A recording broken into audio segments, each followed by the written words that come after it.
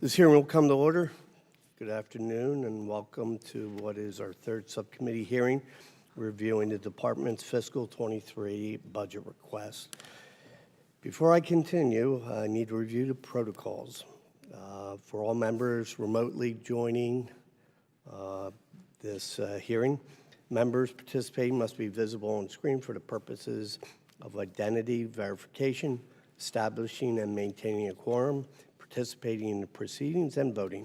Members must continue to use the software platform video function for the entire time in attendance unless they experience connectivity issues or other technical problems that render them unable to participate on camera.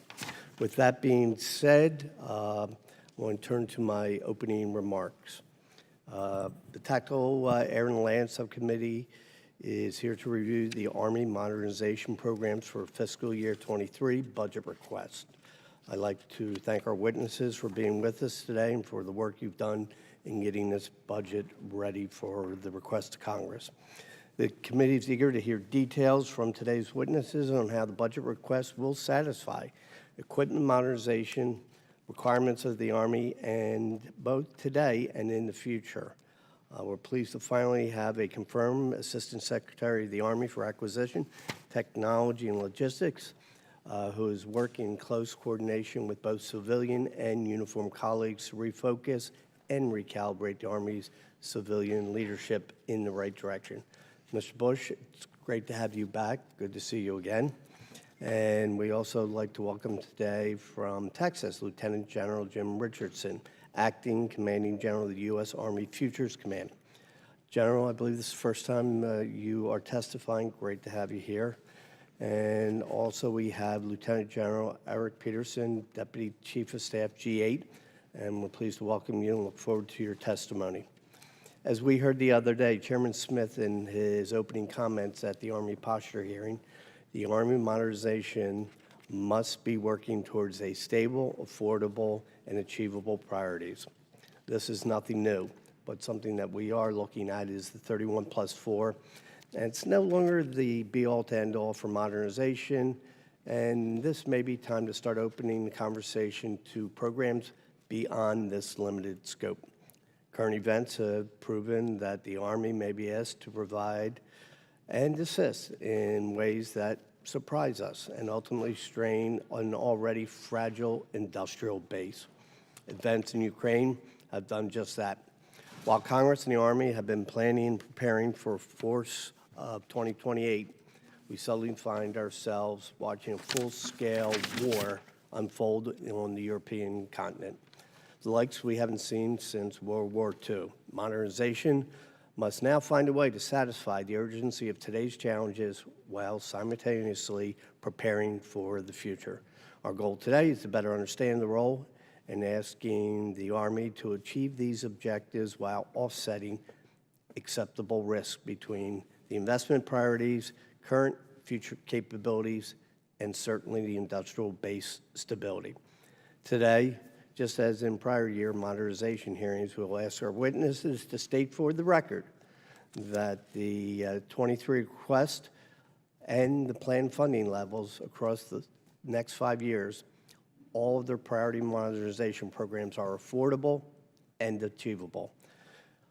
Distinguished Army leaders before the subcommittee today are well qualified to explain these modernization plans. Look forward to your testimony and certainly observation regarding these challenges. And at this point, my colleague from Missouri, Ms. Hartzler, for her opening comments. Thank you, Mr. Chairman. I'd first of all like to thank each and every one of you for your service to our nation. We really appreciate this, and the times that we're living in certainly show how important it is that we be ready. We have a lot to cover today, and I look forward to having a full discussion on the status of Army's capabilities and modernization efforts with our distinguished panel of witnesses, and some of you have testified before on these topics about a year ago. To say that a lot has changed in the world since last spring would be a major understatement, especially with regard to global security and U.S. adversary threat assessments. The Taliban's quick overrun of Afghanistan, which required a hasty military withdrawal and emergency evacuation operation last summer, as well as Russia's invasion of Ukraine over the past 3 months, have both only further highlighted how critical it is that our Army possess the capabilities and capacity needed to deter adversaries, quickly respond to crisis, provide support to our allies, and, when necessary, fight and defeat any adversary threat to our national security. We know that our peer adversary, China, is rapidly investing in newer, advanced warfighting capabilities, posing an imminent threat to global security and stability. I agree with our witnesses that modernization and the development of newer, more lethal capabilities are critical to ensure the Army continues to achieve overmatch against all potential adversaries. Our warfighters must remain capable to deter and defeat any adversary as part of the joint force. And I commend each of you for your tireless efforts to maintain, strengthen, and modernize the capabilities and lethality of the Army. Unfortunately, one thing that sadly has not changed since last year is the President's unwillingness to deliver a defense budget request for the necessary levels of funding to support you in these efforts. The administration's defense top line falls dangerously short of adequately equipping our ground combat forces and funding the modernization of our armed forces, ultimately forcing each service to make tough choices between future modernization programs and the sustainment of necessary existing platforms. I'm particularly interested in gaining a better understanding from today's hearing of what impacts these funding and prioritization choices are having on the Army's air and missile defense programs and ground combat vehicle programs. As we've seen from the situation in Ukraine, these programs are critical for maintaining a lethal and effective force against our adversaries. I also want to know what strategic risk and additional future cost the Army may be imposing on these programs and the industrial base needed to produce and sustain them. I look forward to any update as well on the Army's future vertical lift programs and how this program of new rotary aircraft and air-launched effects will provide enhanced capabilities and ensure supremacy against our near-peer adversaries. Recognizing the hard decisions and challenges imposed on all of you by the President's proposed budget top line, I look forward to working together to determine what is the right balance to prioritize and fund both current operational and tactical readiness and modernization investments required for future capabilities. Both are imperative to our national security. Lastly, as you're well aware, oversight modernization of our ammunition production facilities has been a priority of mine in this committee for a long time. And last week, during the Army budget hearing, I addressed my concerns to Secretary Wormuth that there was no funding in this year's budget to address the approximately $95 million in urgent safety repairs necessary to the facilities at the Lake City Army Ammunition Plant. Secretary Wormuth explained that these critical projects weren't funded in this year's budget due to other projects being higher priorities, but that they would be able to address in the Army's 15-year industrial modernization plan. Following that hearing last Thursday, this subcommittee was provided another list of Army ammunition plant modernization projects that could in fact be accelerated if funded in FY23. So, Mr. Bush, I look forward to hearing from you on how this additional funding can accelerate safety and modernization repairs at these facilities and why it was not included in the FY23 budget and also why it doesn't match up with the list of needs that Lake City has identified. And with that, I thank the chairman for organizing this important hearing. I yield back. Thank you. And without objection, each of the witnesses' prepared statement will be included in the hearing record. Hearing none, so ordered. Mr. Bush, you are now recognized. Chairman Norcross, Ranking Member Hartzler, and distinguished members of the House Armed Services Committee Subcommittee on Tactical Air and Land Forces, good afternoon. Thank you for the invitation to appear before you and discuss the Army Modernization Program and resources requested in the President's budget for fiscal year 2023. I'm pleased to be joined by my teammates, Lieutenant General Eric Peterson, Army Deputy Chief of Staff G8, and Lieutenant General Jim Richardson, the Acting Commander of Army Futures Command. We appreciate your making our written statement as part of the record for today's hearing.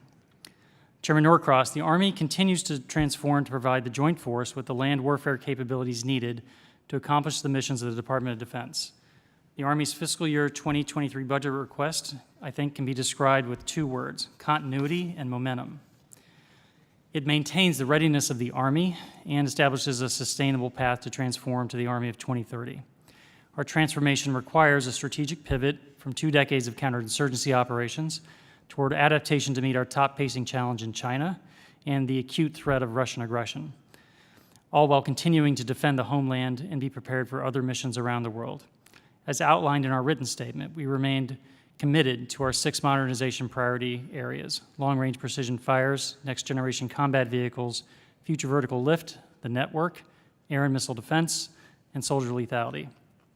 The Army's budget also continues modernization and procurement of our enduring platforms and equipment in aviation, ground combat systems, intelligence, logistics, and ammunition. Overall, I believe the budget request reflects a balanced approach that prioritizes our most important modernization efforts. However, as you both noted in your openings, all budget proposals require making choices, and this one is no different. As you are aware, in order to protect the Army's highest priority programs, the Army did reduce requested funding in other areas, specifically the pace of modernization of our Armored and Stryker Brigade combat teams for selected systems. In doing so, the Army sought to ensure we didn't go so low on any of these systems so that we put the industrial base at risk to a degree that forecloses the ability of the Army to quickly ramp back up if more funding is provided. In short, we sought to ensure that we did not close off options for leaders in the Army or Congress to make adjustments to our plans in the future if they judge that is the right thing to do. That is always a careful balance to strike, and one that is very complex since we're working with defense partners and their subcomponent vendors. So I'm not saying we always get it exactly right. I look forward to working with you and other members on your view of where the Army landed on this issue, and in areas you think we fell short, I'm happy to engage in ways to make progress in the directions you seek. A second issue I wanted to mention is to provide some good news, in my view, regarding the overall speed of acquisition and what the Army is doing to pursue that in an enduring way. The effort to make the entire Army acquisition system move more quickly to get equipment to soldiers is my #1 priority, but I can't do it alone.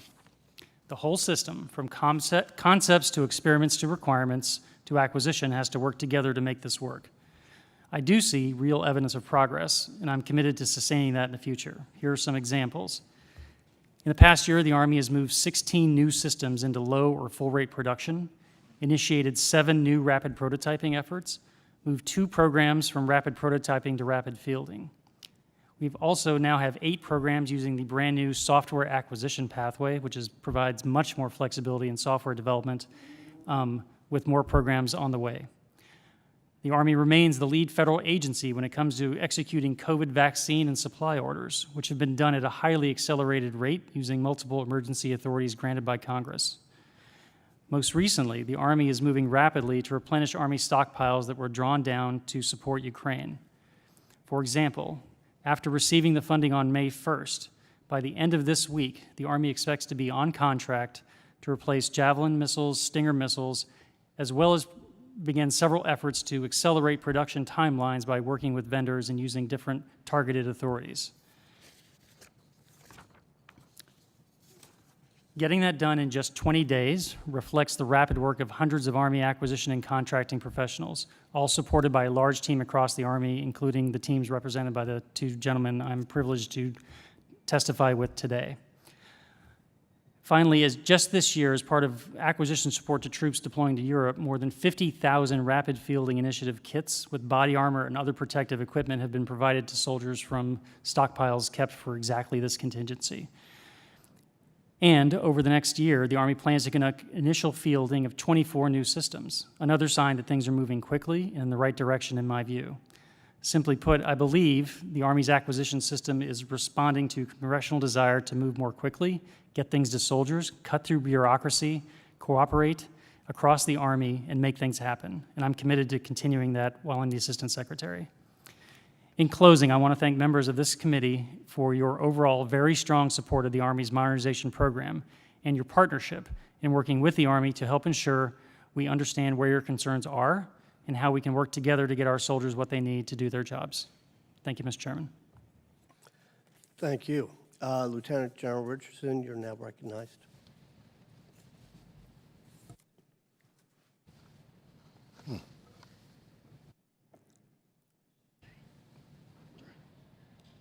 Can you hear me? Yeah. Chairman Norcross, Ranking Member Hartzler, distinguished members of the subcommittee, on behalf of the soldiers and civilians of Army Futures Command, thank you for the opportunity to testify about Army modernization. Modernization is a team sport, so it's an honor to appear today with my teammates. And innovation is about more than materiel. Armies win or lose by a combination of how they fight, how they organize, and how they equip. All three start with Army Futures Command. AFC is the engine of Army modernization. We develop concepts that become doctrine, design future organizations, and develop requirements for materiel, all based on assessments of the future operating environment, emerging threats, and technologies. As the Army's capabilities developer, AFC prioritizes S&T efforts to close the gaps. Then together with ASALT, we develop an S&T strategy in POM. AFC executes with oversight from ASALT. Our soldiers and civilians are making significant progress in each of these areas. We are modernizing at the speed of change based on the Army's 6 consistent modernization priorities. AFC, working closely with our ASALT partners, is supporting the delivery of 24 transformational systems into the hands of soldiers by 2023. Through soldier-centered design and strong support from FORCECOM, we're getting equipment into the hands of soldiers early so that we can inform requirements before significant investments are made. In FY21 alone, we conducted 113 soldier touch points. Looking ahead, we will work even more closely with the Army's warfighting headquarters to draw lessons from across the entire operational force. AFC leads Project Convergence, the Army's campaign of learning and experimentation. Project Convergence makes it real. It's soldiers, scientists, and our joint partners together in the dirt, learning lessons that inform requirements, concepts, and future force designs. In Project Convergence 21, we learned that we must take a system of systems approach in developing our requirements documents. We also learned that we need to move from interoperability to the integration of systems with the joint force and our allies.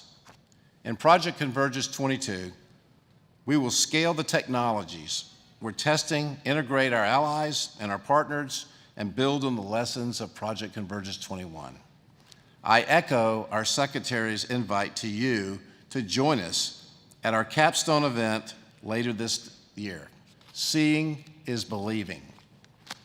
Project Convergence has taught us that data is the new ammunition and that the network is the center of gravity in the future fight. Drawing on those lessons, AFC is helping pave the way to a data-centric Army that is fully integrated into a data-centric joint force. We are working to implement common data standards and joint message formats in our requirements documents to ensure a holistic systems approach among the Army, the joint force, our allies, and partners. People are the Army's top priority. People are going to be the foundation of our data-centric Army. So we are experimenting with how to employ cutting-edge talent on the edge of the future battlefield. All of this work is building the Army of 2030. And the Army of 2030 is the foundation of the Army of 2040 and beyond. Our adversaries will modernize whether we do or not. So we cannot wait to start modernizing our Army. The future is now. Stable and consistent funding from Congress supports our ability to fight and win our nation's wars, take care of our people, and continue the momentum of our modernization efforts. Thank you for your consistent support of our Army and our families. I look forward to answering your questions. Thank you. Lieutenant General Peterson, you are now recognized. Good afternoon.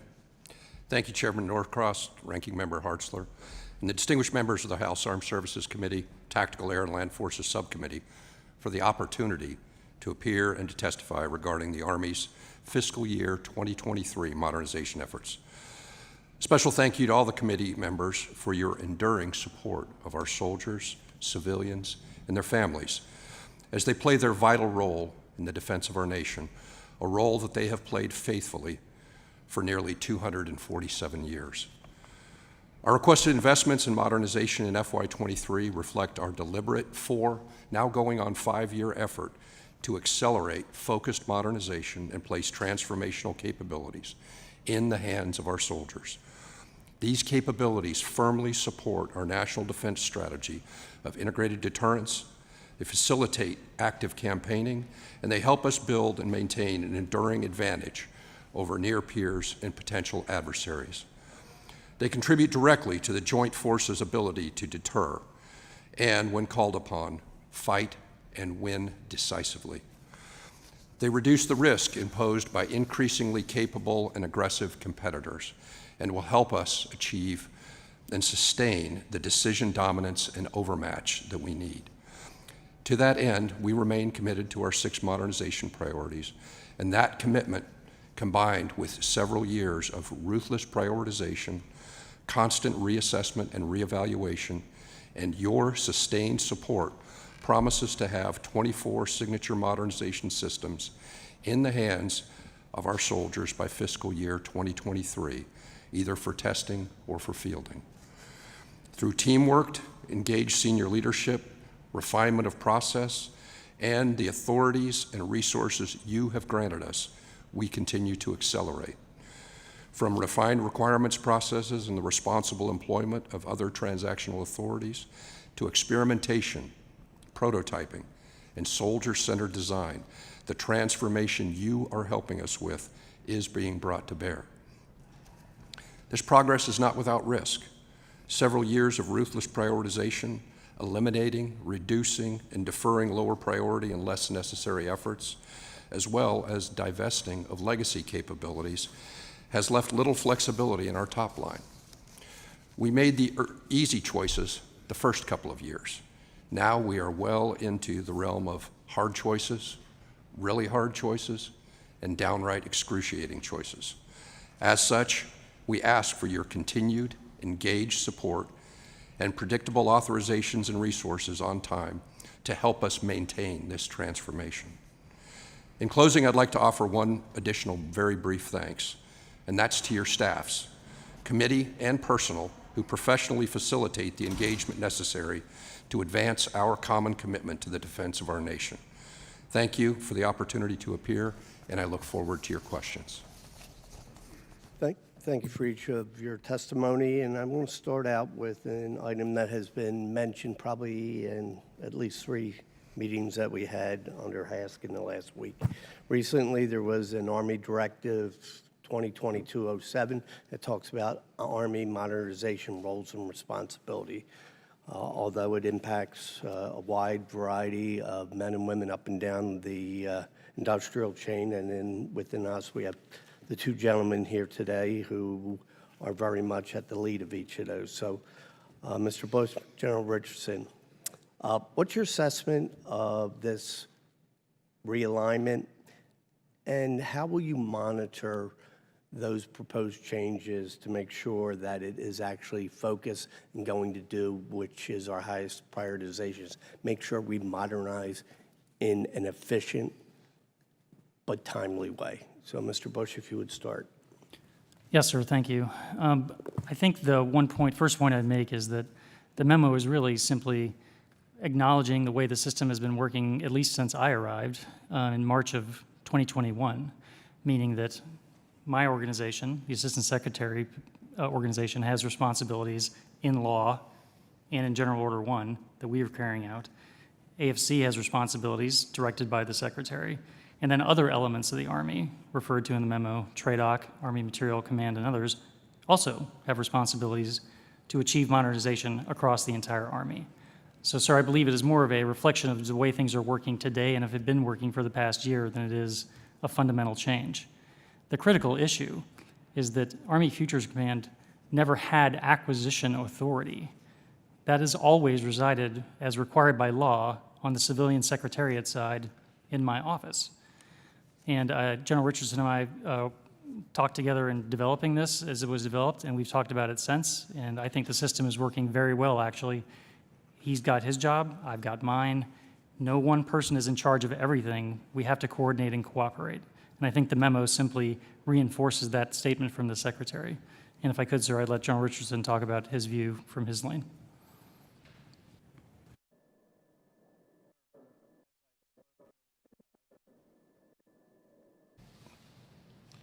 As I spoke earlier in my opening statement, modernization is a team sport.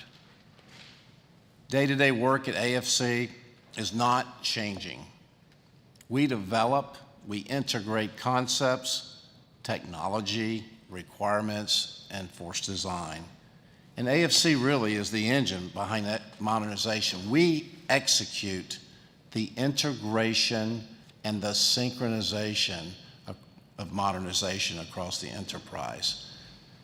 A lot of people focus on the M aspect of DOTLM PF, the material aspect. Our job is to integrate and synchronize across doctrine, organization, training, material, leadership, etc. And so I spend a lot of time, and the headquarters spends a lot of time doing that integration. Together with ASALT and all of our team members in the modernization enterprise, we work tirelessly together to do this. It is truly a team sport. As it relates to science and technology, we execute the science and technology at our labs. Mr. Bush and his organization provide oversight for that. We work together as a team to build our S&T strategy, to build the POM and prioritize where we're going as an Army. So modernization is a team sport. I've worked very closely with Mr. Bush on this memorandum, and I think working together as a team will further our way as we go towards the Army of 2040. Thank you. Hopefully, at least that addresses some of the questions that have been coming up. Certainly, it seemed to align with the understanding that I had and many others is exactly working together, but there is the civilian along with military checks and balances that have been part of us since the very beginning. So let's go right into a great description of that. For future vertical lift, Dr. Hicks was before the committee today, and one of those issues that came up talked about sustainment across the Department of Defense, but in particular, many of our major acquisition programs has historically not been anywhere close to accurate as the descriptions and the dollars were initially put forward. Some people suggested it was like in the supermarket, a loss leader. You buy it here and we'll get you in the end. Well, I don't think any of us like to plan based on that, and certainly it is difficult to look into the future to see what things cost. But here we are in future vertical lift, the FLARA and FARA. We are working our way through it. So why don't you, Mr. Bush, General, give us an update where it is and why sustainment in this program is going to be the right sustainment numbers. Thank you, sir. I'll start and then turn to General Richardson. So one thing I would say is that because of concerns from this committee and others, the Army is, in this case, trying to get ahead of that sustainment kind of cost problem down the road, as you mentioned. Where are the programs? So the FLARA program is in source selection now.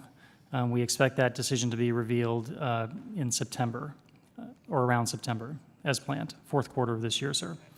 The FARA program is behind, but that's only because it started later.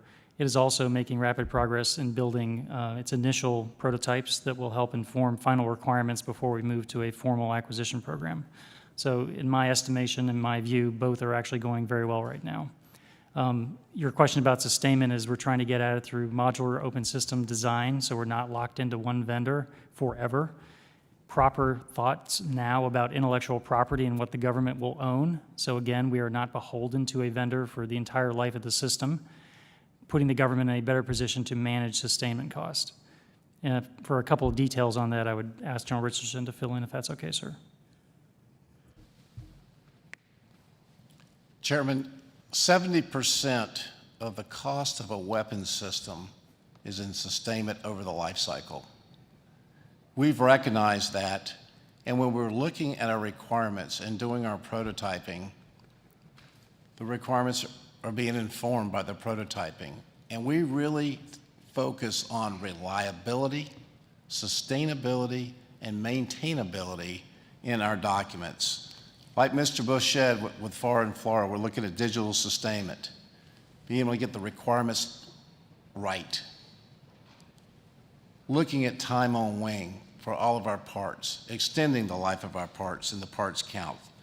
Most of the modular system open architecture will allow us to do that with technology, where you take a card and put it in a box and pull it out, and it doesn't matter which vendor it comes from.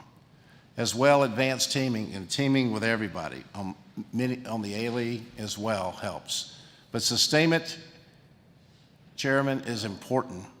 It is 70% of the cost of a weapon system, and we've got to get it right up front with the requirements document and be informed with our prototyping as we go forward, whether it's FLARA, FARA, NGCV, or any weapon system. Appreciate your answers, but again, one of the more difficult things is trying to understand in the future. You talk about the intellectual property rights, but then the actual design, depending on which program and which service, we're all over the place. But the idea of trying to get this into a better place is so critically important, because quite frankly, we're taking our headache and giving it to the next generation, or in this case, Mr. Garamendi and his committee, who has to keep the thing running. But again, big priority of ours, and now let me turn it over to our ranking member, Mrs. Hartzler. Thank you very much. And we're marking up in another committee right now too, so I'm going to run after my question here. But in your opening in my opening remarks, I mentioned the disappointment with the Army ammunition request, not having the upgrades and repairs for Lake City Army ammunition. And yesterday we got the additional list of unfunded priorities.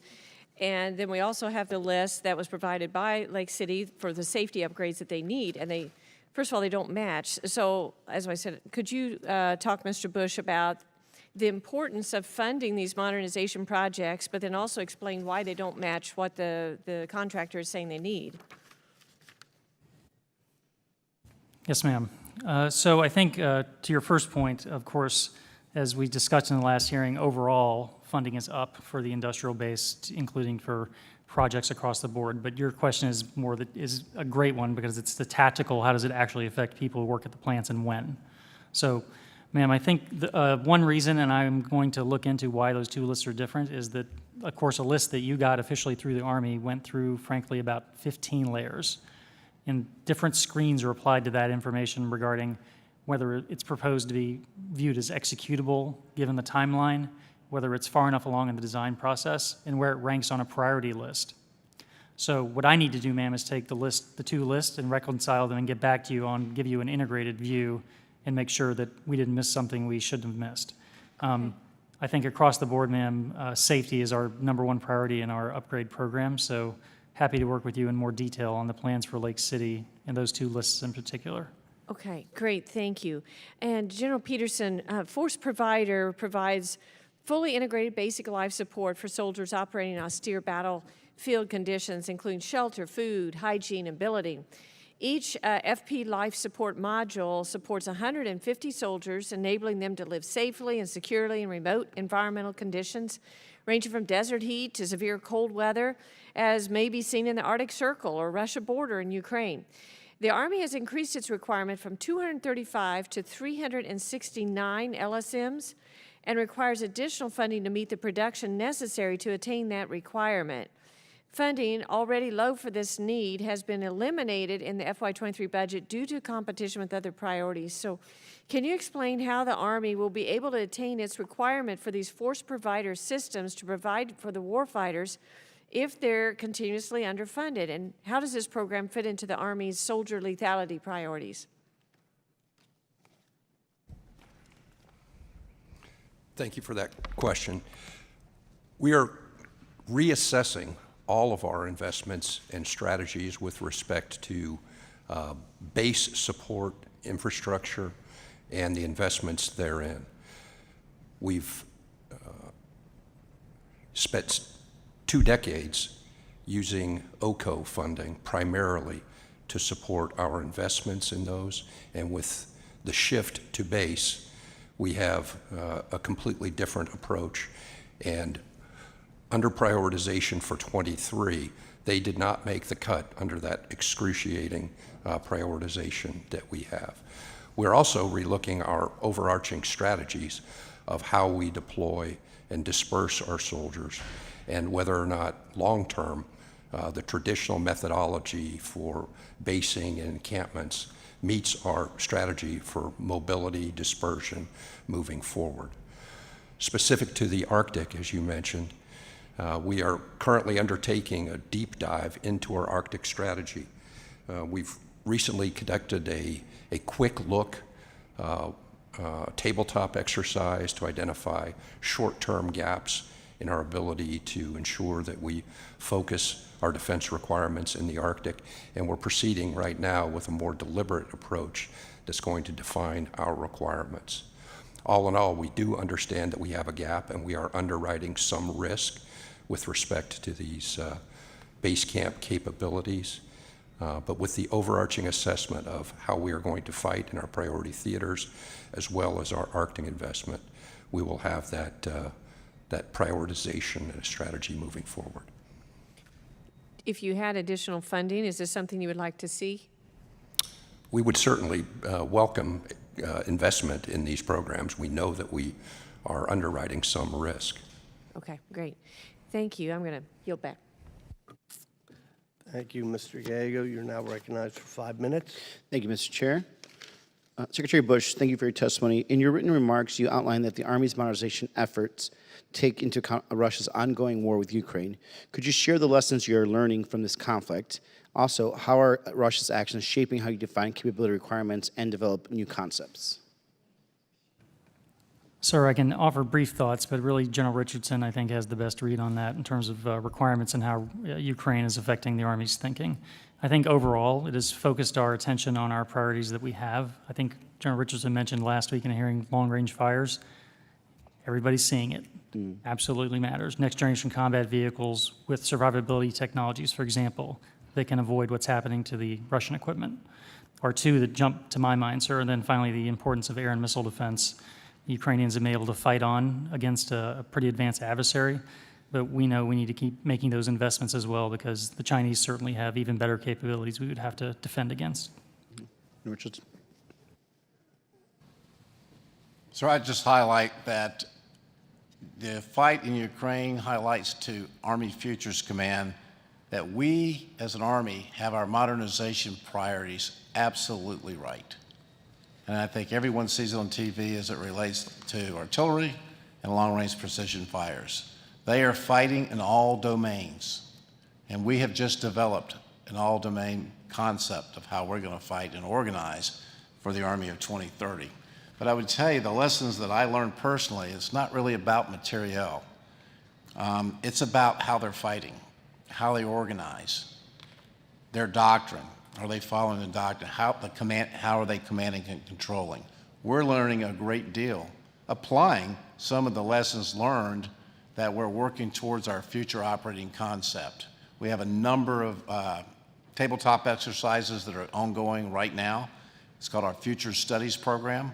We're incorporating those lessons into the Future Studies Program as we look at the Army of 2040 and how we're going to fight and organize.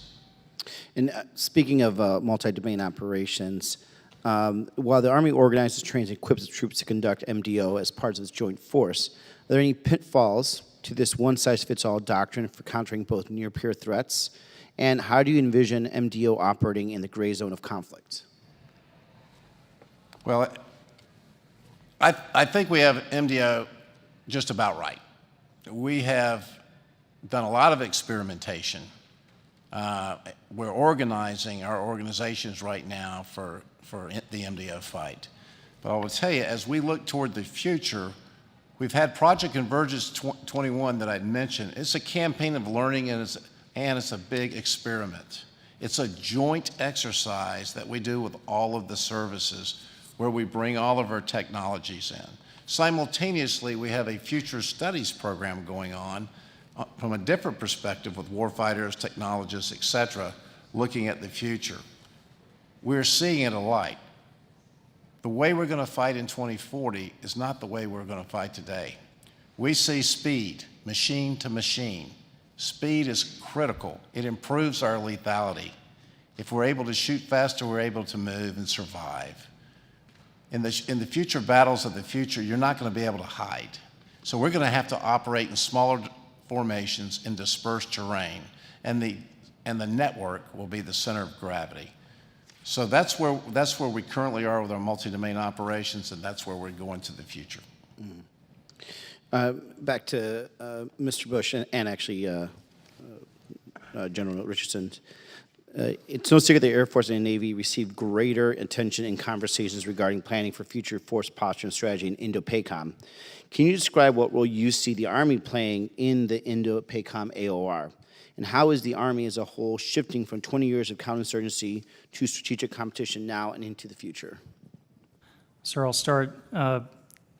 There's three things that I think if you look at our modernization priorities, as the Secretary has highlighted, fit perfectly into any Pacific scenario. Long-range fires, including very long-range, like with our long-range hypersonic weapon.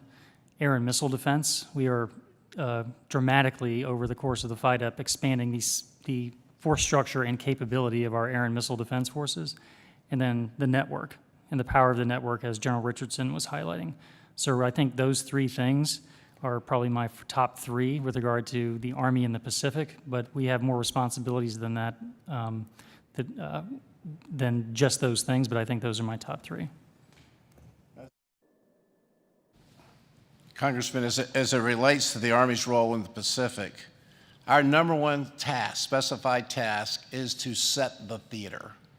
And that's with logistics, not only for the United States Army, but for the joint services. So priority number one is to do that. Mr. Bush mentioned air defense to protect those sites. Protection is critical, and a lot of our, as you know, a lot of our transformational programs are centered around air defense. Long-range precision fires, sensor to shooter, being able to sense and shoot faster than we had previously.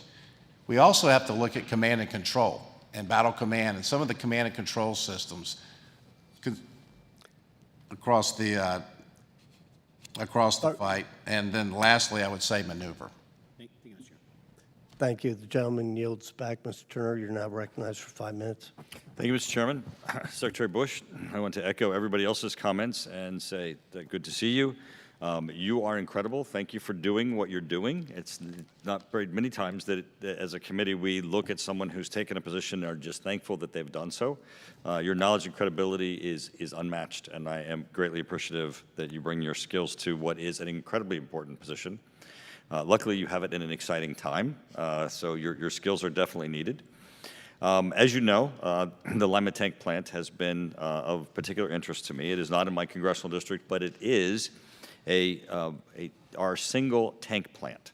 It is government-owned and contractor-operated. It has unique and complex manufacturing skills and a unique workforce. Over the last 10 years, as you know, there's been decisions that have made that almost resulted in the plant closing. But you actually worked with us and helped to ensure that that plant remained open. So thank you in your understanding of the necessity of that as being a critical asset for us in our supply chain and manufacturing. As you know, Poland has just signed an agreement to acquire 250 Abrams tanks. Unfortunately, the time period for getting those tanks to them is like the end of 2024 or early 2025 to start. The tank plant is currently producing about 15 tanks a month. It could produce more. Considering what's happening with Ukraine and Russia, obviously it is much more important that we get those tanks to them, as we've seen Russia's operations in Ukraine, and understand that this level of equipment is incredibly important. And also, as you know, Poland gave some tanks to Ukraine, and we need to backfill those. I know you might have some ideas as to what can we do to expedite that. As we look at all our supply chains as a result of the Ukraine operation, we're going to have to enhance their ability to produce. I look forward also that we're going to be able to actually be at the tank plant together coming up soon.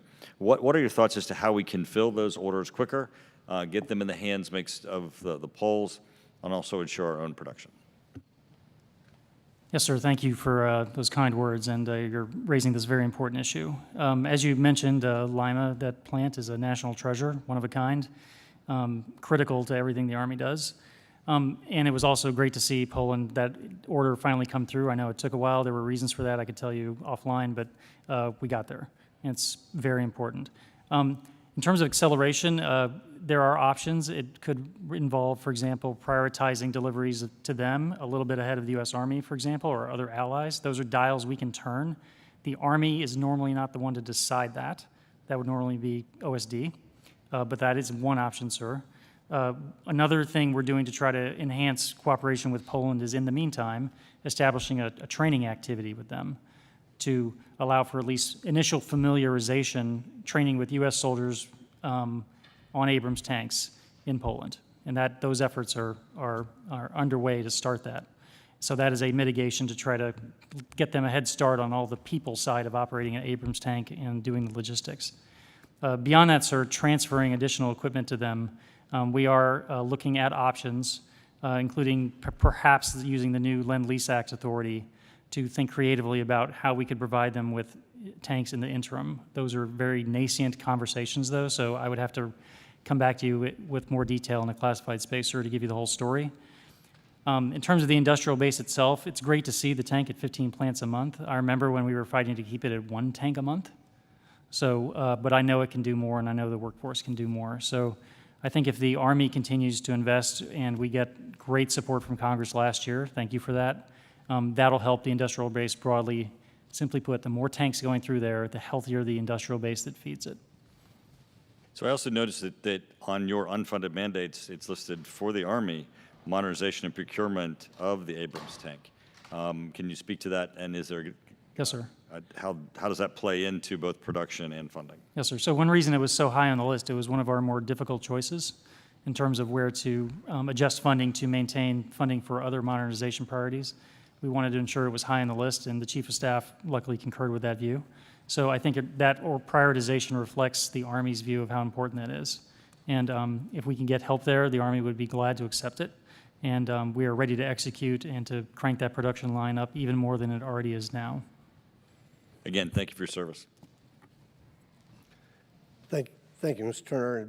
I was out at the Lima, and it's an incredible facility. And the one thing I do recall is the industrial base of workers and how long it takes to get welders, which they've been building over the last 3 years. It's something that when you go to crank it up, it's good to have that experience. They do a great job. Mr. Carbajal, you are now recognized. Thank you, Mr. Chair, and thank you, Mr. Bush and General Richardson, for being here today. This committee is well aware of how sustainment costs of next-generation platforms become unsustainable. What steps are you taking at this point in the modernization process to ensure that sustainment costs for next-generation systems, such as the future vertical lift and next-generation combat vehicle, will prove reasonable and affordable? And what lessons learned from the sustainment of past programs are you applying to these next-generation systems? Thank you for the question, sir. It's a critical issue, one as you note. I think we are doing better at getting ahead of that problem. That is not solely because of the Pentagon, though. That's also because of the actions of this committee over the years to emphasize the requirement to do sustainment planning earlier in the acquisition process. So in this case, what we're trying to do is, General Richardson articulated very well, understand requirements up front that relate to sustainment and where we can save funding. I do have examples of what we want to get away from. Some of our older platforms were procured at a time when the view was the government needed very little intellectual property, and the government needed very little in terms of the ability to integrate new systems into it on its own.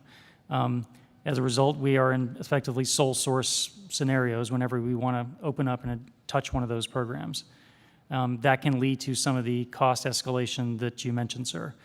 We are now trying to get ahead of that, ensure we have the right IP, not everything, but the right IP, so we can manage sustainment, but also upgrade the platforms faster through an open systems approach, so we don't have to do everything through the original manufacturer, but can plug and play with new and upgraded, for example, in helicopters, sensors, weapons, engines, other things like that. And if I could ask General Richardson to expand a bit.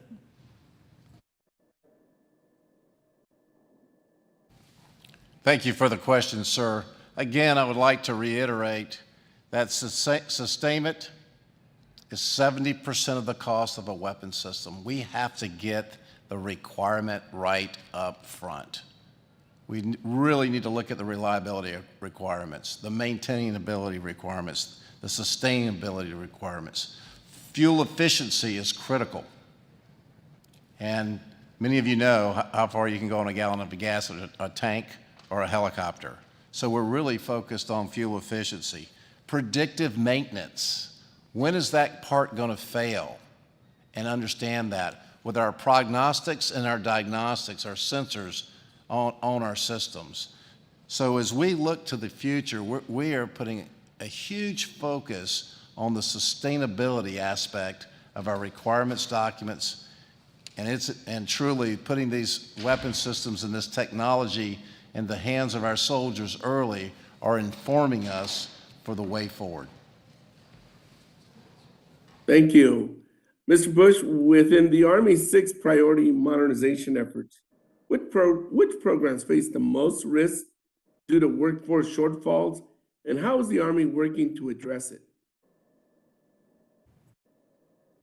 Thank you, sir. So right now, we are not experiencing anything that our vendors have not been able to handle. That doesn't mean there's not some risk in a tight labor market to programs having to be meeting potential cost challenges just because of labor cost growth.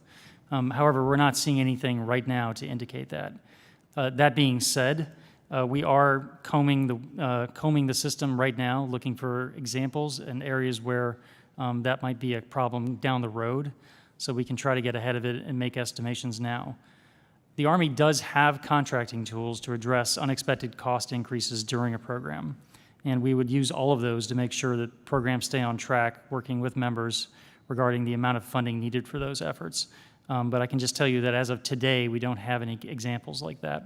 But that doesn't mean they're not coming, given our current rate of inflation and how we might experience other supply chain issues that affect our programs. So I'll be happy to communicate more when we have more data on that, sir. Great. Mr. Bush and General Richardson, I understand that the Electric Light Reconnaissance Vehicle, ELRV program, has been identified as unfunded requirement in the fiscal years 2023 and 2023. What are the Army's plans for the ELRV program? Why does this program consistently lack funding? Please speak to some of the initiatives currently underway to help further inform tactical and combat vehicle electrification efforts. And if you can do it very quickly, we would appreciate it with 1 second to go. Yes, sir. So on specific to ELRV, we have a requirement for that program. I believe the unfunded requirement would help us accelerate our efforts on that program. We can move forward with the basic budget request. I think that's an area of where the Army's starting with that program and that platform to look at how electrification might play out on a future battlefield. The sustainment aspect of that is going to require a lot of thought and analysis in terms of how the Army actually manages an electric fleet on a future battlefield. If I could take part of that for the record, sir, and give you a complete summary of all of our current electrification and hybrid work, I think you'll see we have an extensive portfolio where we're doing a lot of research and development to inform future potential procurement actions. Thank you. Thank you very much, Mr. Chair. I'm out of time. Thank you. Gentleman yields back. Mr. Whitman, you're now recognized for 5 minutes. Well, thank you, Mr. Chairman. Gentlemen, thanks so much for joining us. Thanks again for your leadership. General Richardson, General Peterson, I want to drill down a little bit more on the Joint All-Domain Command and Control, better known as JADAC-2. We know it's a top priority within DOD, looking at how this concept is going to be operationalized and what capabilities we need to support it. There is a concern, though, that individual service branches, as they are looking to develop and implement this, are looking at different technologies for things like sensors and intelligence analysis and fusion, command and control communications, weapons, as they relate to implementing JADAC 2. Can you give us a perspective on what's the Army doing in your effort to develop this JADAC 2 concept? And can you speak a little bit more about your decision to include allies in Project Convergence 2022? And then also some of your thoughts about how's the Army going to satisfy its own requirements in managing the risks related to this system and how systems integration will take place with the whole suite of things that have to happen in this joint all-domain environment. And you talk a lot about all-domain and multi-domain, but the question is how do we take this concept and make sure that it indeed is a joint all-domain effort? Thank you for the question, sir. I will start off. I've spent a lot of time. As you know, the joint warfighting concept, joint all-domain command and control, is one of the functional battles within the joint warfighting concept. The Army Futures Command participates with the Joint Staff and its planning teams weekly.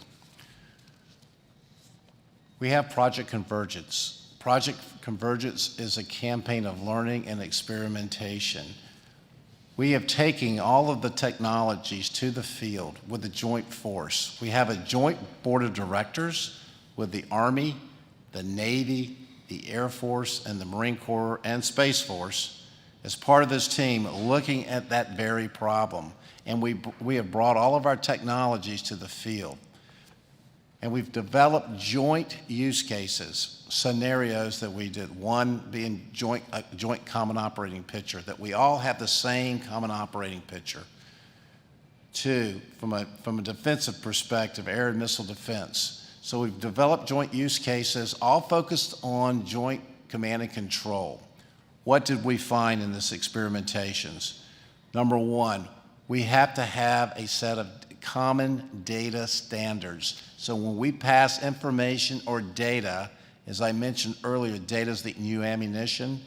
We all have to have the same standards. We have to develop our weapon systems using joint message formats. We can no longer develop our weapon systems in stovepipes. When we look at our requirements documents, we have to think about what does that weapon system connect to and who will it talk to. And so you have to look at it from a systems approach. A lot of lessons learned coming out of Project Convergence from a joint perspective. And we've taken those lessons learned back to the Joint Staff and all the services where we meet monthly to work on those issues that we found. Like you said, in Project Convergence 22, we're bringing the joint force back together later this year. But we're inviting our allies and our partners, the UK and the Australians will participate. Passing information amongst our we fight as a joint team, but we fight as a coalition. And MPF, being able to communicate with our coalition parties is priority number one. And as I speak today, we have a joint systems integration lab that we have created up at Aberdeen, Maryland. We have connected every laboratory in the Army, as well as our sister services, as well as the Australians and the UK. And we're putting all of our technology in this SIL, if you will, Systems Integration Lab, to ensure that we can do it before we go to the dirt. And so JADC2 is extremely important. An individual service can't do it on its own. We have to come together with a common set of standards, data standards, and a common format, because that's how we're going to fight in the future. Thank you, Mr. Chairman. I yield back. Ms. Sherrill, you are now recognized for 5 minutes. Thank you, and thank you to all the witnesses for appearing here today. I'd like to begin with a discussion of the Secretary of the Army's recent Directive 2022 TAC 07. And as the chairman mentioned, there's been a great deal of concern, and it's repeatedly been brought up at various hearings here in the House and, as you know, in the Senate. After all, this committee, our colleagues in the Senate, and the Army itself has devoted significant time, energy, and resources to standing up Army Futures Command. And the need for the command was and really is clear. Our military must change the way it innovates. We need to be faster, more nimble, and more willing to adopt risk if we are going to not only meet our pacing threats, but outpace them. So with that in mind, Mr. Bush, I'd like, if you would, for you to walk me through a few concerns that I have with the directive. As you know, Section 3103 of Title 10 gives you, as the Army's acquisition executive, statutory authority for the management of the Army's acquisition system. And earlier this month, you testified before the Senate Armed Services Committee that, quote, the directive really didn't shift that much, that it simply clarified lines of authority. You also testified that since you arrived in your position, a lack of clarity regarding acquisition authority hadn't been a problem. So if Title 10 clearly gives you the acquisition authority, and if you don't yourself believe a lack of clarity was an issue, what problem was the directive seeking to address? Because you testified that your impression was that the Secretary wanted to codify how things have been working. So it strikes me that the law is already pretty clear. What now do you expect to change? Yes, ma'am, happy to do that. The main thing the directive did was repeal 2 prior directives. So, ma'am, I think the 2 prior directives that were rescinded and replaced with this one were the areas where there was potential ambiguity, I think unintentional, that appeared to blur the lines between the responsibility areas for acquisition between, in this case, the military and the civilian side. So by clarifying, ma'am, I'm also referring to the ones that were rescinded, not just what you read in this new document. Because I think you and your boss said it was just clarifying only, and I think that's what Dr. Hicks had understood when I spoke to her. And as we've discussed, you testified that AD 2022-07 is expected to simply clarify those lines of authority. But as you said, the directive rescinds in its entirety Army Directorate 2018 TAC 05, which laid out the original relationship between your office and the commander of AFC. So while I know the directive came from Secretary Wormuth, it's fairly clear that you and General Richardson are the individuals most impacted. And so I'm hoping you can walk me through the elements of 2018 TAC 05 that you believe are no longer appropriate. So is the commander of AFC still the leader of the Army Future Force Modernization Enterprise? No, ma'am. So I think one reason for that is a reason of confusion, because there was some opinion that that included my organization. As a confirmed Senate official, I don't report to any general officer. I report to the Secretary, so it was just clarifying the separation, Title 10 was pretty ma'am. clear on that. So does I AFC agree. still assess and integrate the future operational environment, emerging threats, and technologies to develop and deliver concepts, requirements, and future force designs? Yes, ma'am. And does AFC still posture the Army for the future by setting strategic direction, integrating the future force modernization enterprise, and aligning resources to priorities? Not alone, ma'am. That responsibility is now shared across multiple elements. So it seems that this isn't just a clarifying directive. It does seem like it rescinds some specific things, and as General Spohr commented, there's a concern that the directive has the potential to return the Army modernization effort to how things were pre-2018. And I think we all in this room can agree that that can't be the case. Army Futures Command was stood up for a reason, and it really has to help continue to support nimbleness and ability to innovate. So I want to thank both you and General Richardson for taking the time to meet with me yesterday, but I also want to revisit a concern that I raised during that conversation. Because you confirmed that the Army's made the decision to defund the S&T enterprise for the Strategic Long-Range Cannon Program based on, 1, a perceived redundancy concern, and 2, cost concerns. And in the last 2 months, this committee has heard from witnesses as varied as the chairman of the Joint Chiefs, the commandant of the Marine Corps, the head of Marine CCDC, the commander of EUCOM about the necessity for a cannon artillery platform that is more survivable and has less of a signature than missile platforms can offer. So as I said yesterday, I, and it appears several others, don't share your belief that the SLRC would be redundant. But what was really concerning to me yesterday was your comment on the cost. Because when I asked what the Army was projecting fielding the program will cost, you told me the Army didn't have a cost estimate. So I have to say it's concerning to me that the Army would cut funding for a program that meets a critical capability gap without doing a robust cost estimate to determine if it was a worthwhile investment, especially given the stated need from combatant commanders and senior military leaders. So with that, I yield back and thank you.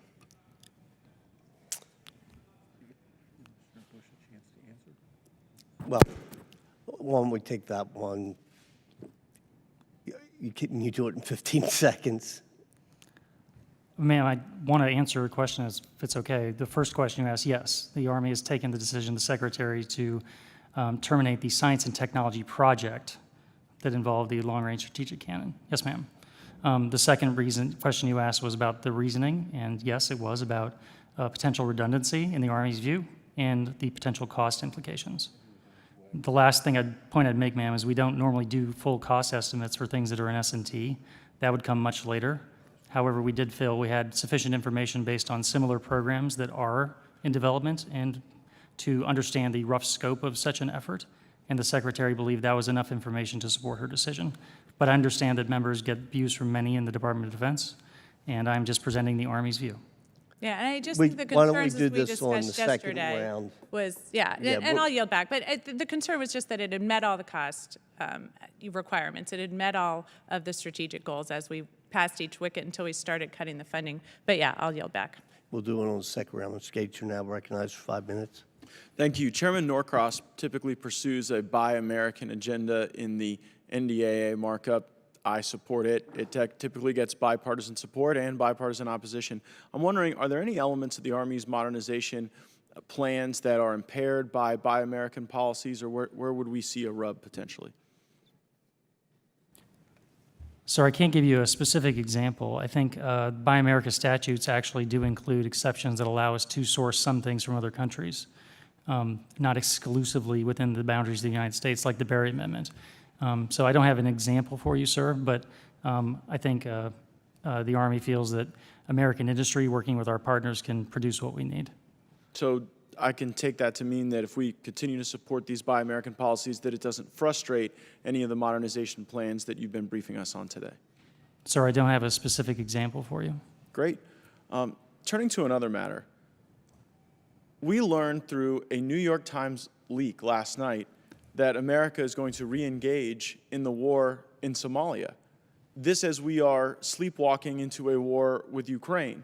And the authorization to go into Somalia is presumably linked back to the 2001 AUMF.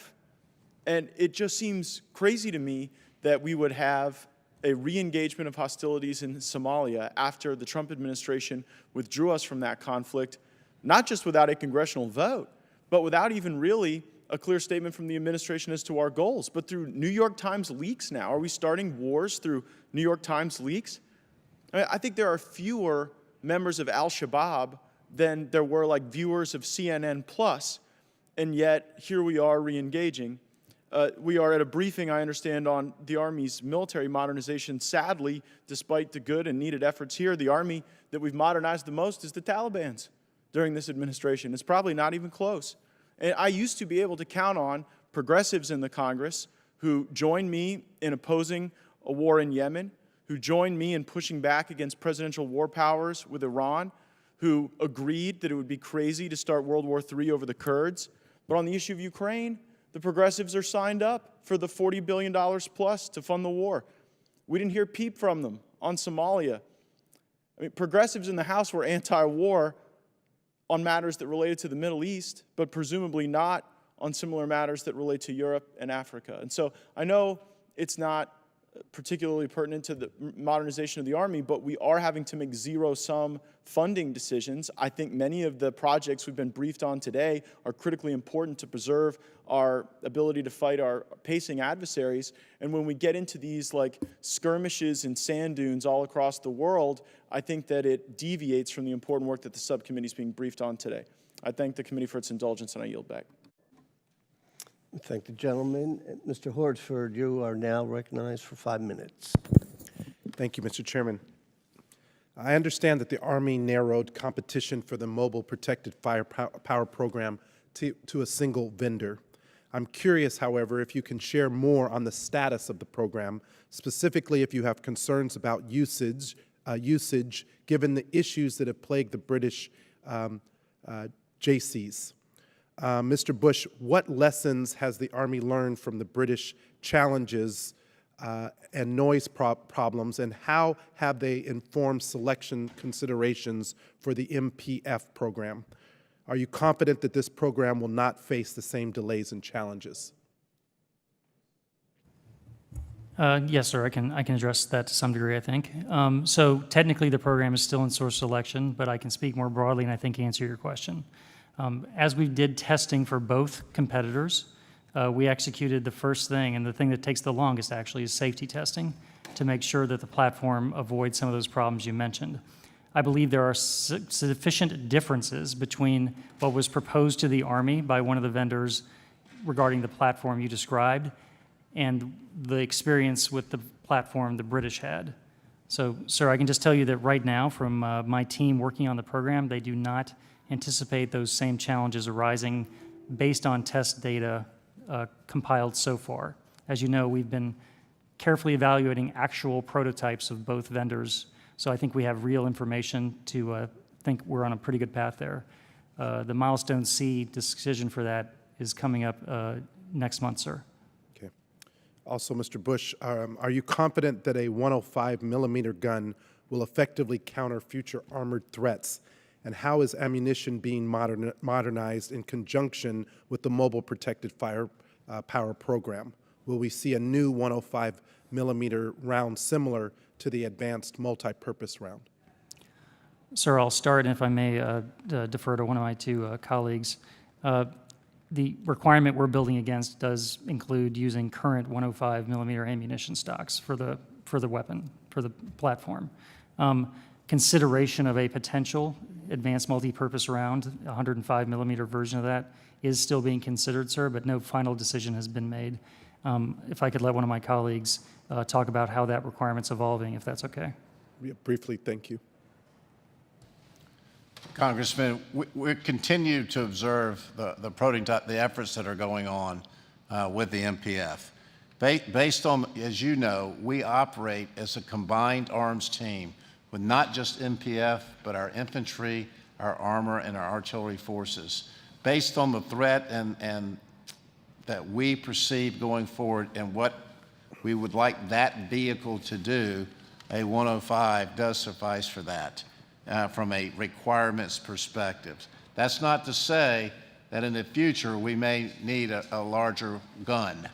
And I can tell you, in our laboratories, we're working from an S&T perspective, we're working that technology right now. Thank you. Continuing on, General Richardson, you testified last week that there are a number of ongoing active protection system science and technology programs that are on track to be delivered in the short term to improve the survivability of armored vehicles. Can you share more details about the timeline for when these systems may move out of the R&D stage and begin fielding on-ground or aerial platforms? Are these systems realistically going to be fielded over the course of the next several years? Yes, Congressman. As I testified last week, there are a number of projects that we're doing as it relates to active protection, underbody blast, reactive armor, card paint, radar. We've been working on this and delivering this technology. Mr. Bush's PMs are delivering this technology as we speak, and there's a program of record to do that. As well, we've been working on requirements for soft kill, hard kill, protect against top attack. And so we've been meeting, working from an S&T perspective, from a maneuver perspective, to develop requirements for that. That's for the ground side. For the air side, we're doing the same thing, pursuing aircraft survivability equipment for our air vehicles, looking at teaming with our aircraft survivability as we go forward.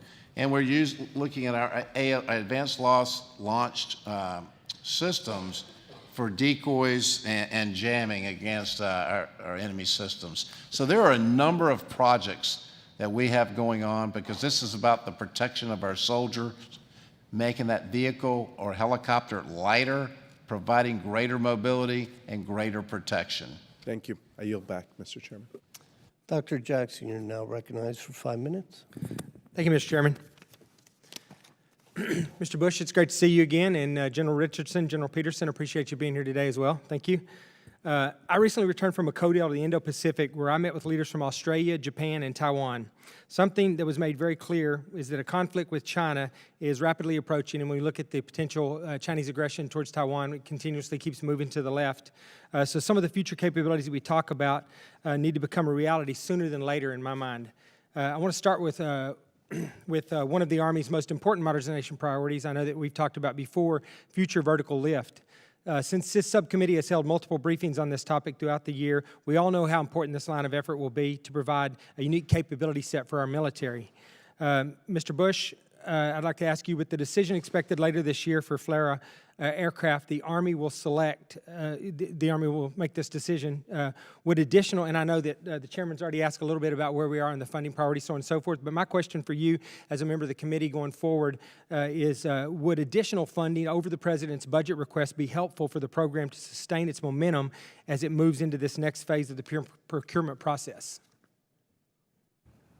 Sir, I hesitant to ever say no, but I believe the program is actually fully funded and set up for success based on the 23 budget request. One reason for that is now that we're up on that decision point you mentioned, the costs have to be very clear and very locked in place, and I think we have a good estimate for now, sir.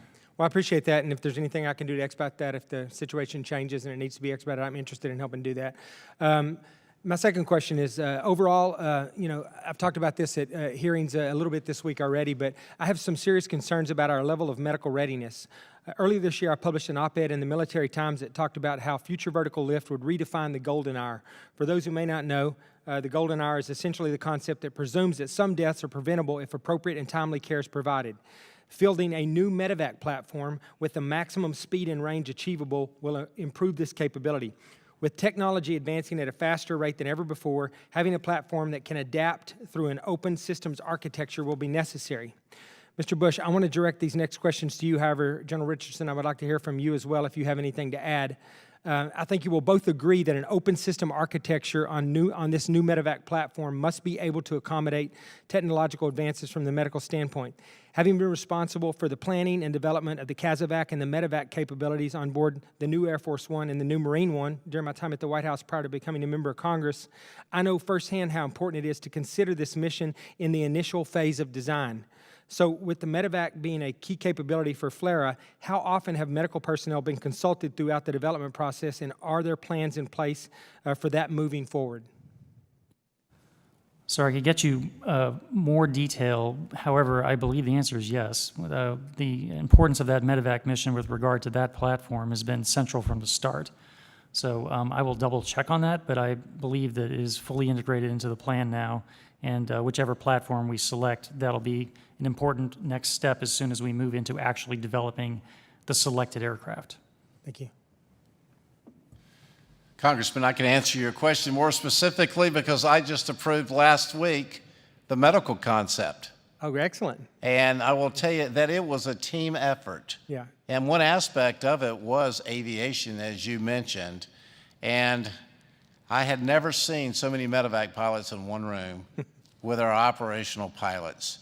And everybody was excited because, as you know, and I know as an aviation brigade commander, my medevac company was the center of gravity, the most decorated soldiers in my organization. And soldiers don't go to combat if they don't know they're not going to be picked up. So medical, well, we were taking medical very seriously. And it was an all-day concept brief. Normally it's an hour or two. I spent all day with them. And they spent weeks developing this concept.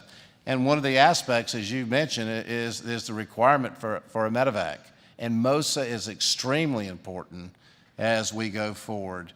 What we're working on for the future that I'm excited about is the golden 24 hours. And that's what our medical research lab is working on, because as you know, the golden hour limits how far we can go on a mission. We want to be able to go have the golden 24 hours. A lot of research and work is being done in blood, whole blood, getting blood to the battlefield. But I really appreciate the question. We've made a lot of progress. We have a brand new medical concept in the Army that everyone contributed to. And it's exciting of where we're going as it relates to medical. Well, thank you. I think my time's expired, but that's reassuring. I'm happy to hear that, because I think that as we move forward, especially in Indo-PACOM, where the distances are going to be great, it's going to be really key to think about those things up front, not as an afterthought. So I appreciate that you guys are doing that. Thank you. I yield back. Mr. Vesey, from the other side of Texas, you are now recognized. Thank you very much, Mr. Chairman. Secretary Bush, what measures have DOD and the Army taken to increase production rates as it relates to Russia's invasion of Ukraine? Sir, two things are underway specific to Stinger and Javelin. So thanks to funding from Congress, as part of our replenishment funds, we were also able to get resources that will allow us to help those two production lines get healthier and faster. We greatly appreciate that. Beyond those efforts, we are wanting to explore, assuming the supplemental is passed, funding that resides there that will help us to look even broader. A couple things that have been discussed is the potential use of advanced procurement, provided in a flexible way to allow us to buy long lead parts in advance for munitions, something that we in the Army normally only do like for aircraft, but we could do it for munitions. That would help. A second thing, sir, and this is building a broader, healthier industrial base, would be finding creative ways to use Defense Production Act funding, for example, to help make suppliers healthier. So further down the supply chain, not the primes, help make them healthier by targeted investments. And finally, sir, I think the other thing we're looking at as we try to get ahead of the problem, is to be looking at qualifying additional sources for production of some of these items and subcomponents. Normally, we allow industry to design their own supply chains, but the government has the ability to mandate additional sources of supply, basically backup vendors who can provide additional capacity and redundancy in case something goes wrong at a plant. So we're looking at all options, sir. And you had mentioned munitions. I know that DOD has adopted a process known as munitions industrial base deep dive to address some elements of support for Ukraine, but by some estimates, the mid-process may not be keeping pace with the immediate needs of Ukraine. What is your understanding of the mid-process and efforts to tailor its pace to the demands of the current conflict? Sir, the entity you speak of is kind of a staff advisory group at the Undersecretary of Defense, or ANS, that's working with the Army and the other services to terms of looking at all the options I was describing as far as helping the industrial base. So, sir, its intent is not really to make it all happen by itself. It's part of a team effort. We have been able to meet Ukraine's demands from current Army stocks in most cases. Where we are really focusing on is replenishing those stocks quickly to avoid any risk to the Army. Looking down the road, sir, I think case by case, depending on the platform and what Ukraine's needs are, we may have to think a little bit broader than that. But for now, we've been exercising from what we have. Okay. Thank you very much. General Peterson, I was hoping that you could provide an update on the FLRAA down select time. I would have to defer that to Mr. Bush because it's in that's in the acquisition pathways that our teammates from ASALT oversee, if I may. Thank you, sir. Sir, we are still targeting fourth quarter of this fiscal year. I believe it'll be toward the end of that, though. September is probably the most likely announcement date for the FLRAA. Okay. Okay. Good deal. Good. Yes, sir. Thank you very much. Mr. Chairman, I yield back. Thank you. We're going to go to a second round, and it's unusual. We have a little bit of time, and votes haven't been called, so I'd like to take advantage and, again, thank the witnesses. It's been very helpful. I just want to follow up on Dr. Jackson's comments about the golden hour and some of the issues with what the Army is doing to try to help. So we understand current law transfers the responsibility and authority for the Army's Medical Research Lab to the Defense Health Agency. Obviously, that's going to have an impact on the Army science and technology resources. Mr. Bush, give us an update on this. What's the practical impact of this shift that's going on? Yes, sir. So I can, if I can start and then let General Richardson, who oversees that lab directly, working on my behalf, he can give you more details. So yes, sir, Section 711B of the FY19 NDA requires transfer in whole, including all funding and people, of the Army's Medical Research and Development Command lab activity. The Army has significant concerns with that. Not that the Defense Health Agency would ever do anything to try to disadvantage the Army, but in terms of simply prioritizing combat medical care that the Army specializes in and the Army is really good at, and we would not want to, it would be unfortunate to see that expertise transfer and then perhaps lose focus on those efforts.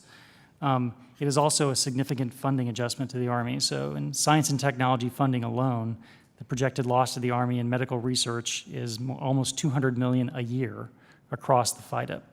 So, sir, because of that, the administration has presented a legislative provision for members to consider that would allow a little additional flexibility in that transfer so the Army could retain key elements of that lab while maintaining a move of some of the functions that I believe were the original focus to the Defense Health Agency. General Richardson can provide a little more detail. Chairman, we measure success in the medical community, specifically in the science and technology laboratories at MRDC, by what they transition, that technology that they transition to a PM. That lab is the most productive lab we have in Army Futures Command. It transitions more medical technology to our PMs than any other lab. What makes them so successful is those scientists and those doctors are out in the field with our soldiers. They were side by side with me in Afghanistan and Iraq, and they learned firsthand the technology that we needed. The simple tourniquet that you saw, they came out within 6 months that saved soldiers' lives. That was our medical research department under AFC. And they specialize in soldiers and scientists in the field together. That capability, along with the capability of our Medical Capabilities Directorate that develops requirements down in San Antonio, is under our command as well. When you look at the requirements community, the science and technology community, and the PM community, you're looking at unity of command. And so when you move, in my opinion, when you move that medical research to DHA, you may lose that soldier, scientist, doctor contact in the field. We're going to take a little deeper look, and I'm sure that Dr. Jackson has great interest in this, but in my hometown, we have the Army literally working in our trauma unit to get those skill sets perfect from when they're called to needed. So with that, we're going to go to the second round, and Dr. Jackson, you are now recognized. Yes, sir, General. That's good to hear, and I would like to see some of that actually. As time goes on, I'd like to visit and see some more what you're talking about. And also, if it's not too much trouble, I wanted to ask you if we could get the approved medical concept that you talked about. If I could get a copy of that to the committee, so we could have a look at it. I'd be interested in that as well. All right, and Mr. Bush, I just have one more question here. As you're aware, the rotary wing community is eagerly awaiting the decision at the end of this fiscal year on the future long-range assault aircraft down select to one contractor, and we've been talking about that some. On the other hand, there's already concern about what this decision will mean for the vendor that is not selected. The industrial base for the military unique helicopters essentially consists of 3 major contractors. The Army's choice of FLORA could have major repercussions in the Department of the Navy as well, since both the Navy and the Marine Corps have early development efforts of their own for future vertical lift, and they've been talking about using some of the lessons learned from the Army in this process. How would you assess the health of the Army's rotary wing industrial base, and to what degree is the future health of your industrial base considering the future vertical lift acquisition decision? Sir, I believe overall the industrial base is still quite healthy. As you know, all those companies also do commercial work and work for other governments, and it's some of our finest companies that do that work across the board. However, you speak of the future, and that's a very valid concern. I think one thing we're facing is we have 2 current excellent aircraft, the Black Hawk and the Apache, in production, going into multi-year contracts this year. thanks to Congress. At some point, transition from those platforms and how the Army manages that to go to the new platforms will be a challenge. So I think we don't make acquisition decisions based on industrial base per se. We make them based on what has been proposed and how it meets the Army's requirements. I can tell you, though, from an Army corporate standpoint, we look very carefully in trying to divine how to maintain industrial base. So it's not an issue that's been ignored, but it doesn't directly affect exactly the platform we choose. That being said, sir, we do want the entire industrial base healthy. We need multiple companies. We want competition. So, sir, that's something post-decision that if there's issues to consider, I'd be happy to work with you on those. Yeah, no, that's good to hear. But my short time on the committee, I have learned that it's not something you can just flip a switch and turn it back on. You do have to kind of keep everybody going in a certain level of activity in order to keep things healthy. So, with that, I yield back. Thanks, sir. I got to jump in on this, Mr. Bush, because this happened. You just mentioned about you don't make decisions based on the industrial base, but minimum sustaining rates, which is one of those core issues in decision making. How does that figure into the statement you just made? And then this originally came up several years ago with Boeing, the Chinook, and what it took to keep that line moving until a decision rendered. So we got deep into that minimum sustaining rate, which was a factor. Sir, for systems already in production, we, of course, look very carefully at what our understanding of min-sustaining rates are year to year. But, sir, we aren't in a position to enter into entirely new programs just to maintain sustaining rate for somebody. So I guess I would cage it that way. But it's a valid concern, sir, and we do try, I can assure you, as we look down the future, to think through the long-term effects on industrial base and armored vehicles as well, on our current acquisition approaches and then current funding projections. It's a consideration that is out there and you're well aware of. Okay. To each of the witnesses, we appreciate your time and we thank you, and we are now adjourned.